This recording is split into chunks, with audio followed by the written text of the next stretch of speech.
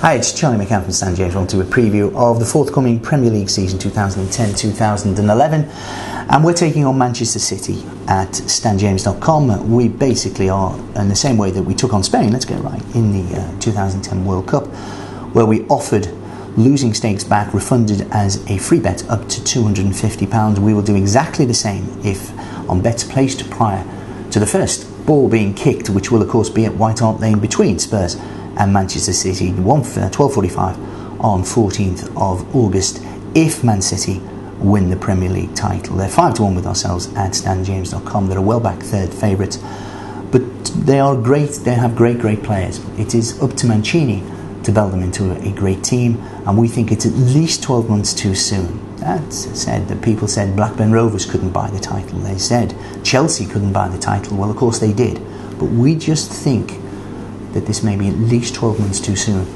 for Man City. And it's also fair to say that they haven't really been the stellar signings we thought they would make. Good signings, of course they are, but not maybe the stellar signings I thought they might make. But that, of course, would change if they brought in maybe a Fernando Torres. Let's go through the market for Premier League holders. Chelsea 13-8 from 6-4. We just pushed them out. Essien is the only major signing they've made, and of course Michael Essien really obviously isn't a major signing, but of course he will be the only new player to the squad. Ballack out, Essien in.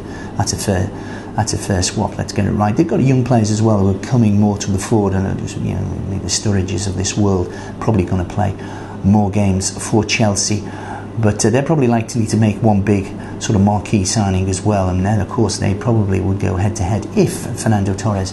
It's interesting, Roy and Hodgson's interpreted the back pages of all the major newspapers today have interpreted this conversation with Torres and Hodgson, but it's Hodgson's words that says that Torres has said he's going to stay. There are some I know in the football world who think that Fernando Torres will still be on his way to either Eastlands or to London between now and the 31st of August. Chelsea 13 to Manchester United, the one our traders we want to keep on the right side of 5-2 into 9-4 for their looking for their fourth title in 5 years. Big season for Wayne Rooney and co there, for Dimitar Berbatov as well, and after the disappointments, and that's putting it mildly, of South Africa 2010, big season for Rooney. Man City 5-1 as we've gone. Arsenal, we're subject to a £5,000 bet at 7-1. They're 7-1 into 6-1, back out to 7-1. Liverpool at 12-1. Again, Joe Cole is a fine player, but you would imagine he's the reincarnation of Maradona, Pele, and Lionel Messi. The way people have been talking about that he's going to be this signing who's going to change Liverpool's season. I don't think so, and we don't think so at Stan James. 12-1 for Liverpool to win the Premier League season. Spurs at 33-1. I think that's disrespectful when you think that they had to beat Chelsea, but Manchester City at Eastlands, and I think the penultimate game of the season, to qualify for the Champions League spot. And they won 1-0, but they were good value for that, and it could have been 3 or 4-0. I think Harry Redknapp between now and the 31st of August will also make some signings, and I think that is disrespectful 33s as opposed to 5-1. They were too good for Manchester City last season, but as you say, they've made obviously massive signings in the summer. £75 million City so far. 150-1 for Everton, and they are our biggest losers, but even the most optimistic Everton supporter, and I am one of them, I would be very surprised. On the season handicap, and again, if you're not familiar with this bet, do have a look at stanjames.com on Premier League handicap betting, and in effect you can then say who you think will have a good season.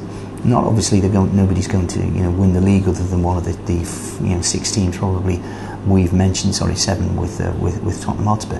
Those 7 teams, but do have a look in Liverpool, for example, got a 15-point start at 14-1 in the handicap. West Ham at 12-1 with a 39-point start are the favourites. Remember that punter who had the £5,000 at Arsenal at 7-1? I wonder what Arsenal plus 9 on the handicap. That handicap, the scratch, of course, is Chelsea, the Premier League title holders. They're 18-1 then for Arsenal plus 9. Do have a look at that handicap market. Relegation, Blackpool are 4-1 on. I was in Blackpool and it rocked last week at the Darts, but I don't know, the noise, you speak to people on the streets of Blackpool and they do think it will be a one-season flirtation with the Premier League. 4-1 on. 10-11 then West Brom, 2-1 Wigan. Newcastle, of course, the third team promoted. They were promoted as champions. They're 3-1 to go down. Wolves are 9-4. I think as long as they keep Kevin Doyle, I think Wolves will stay up.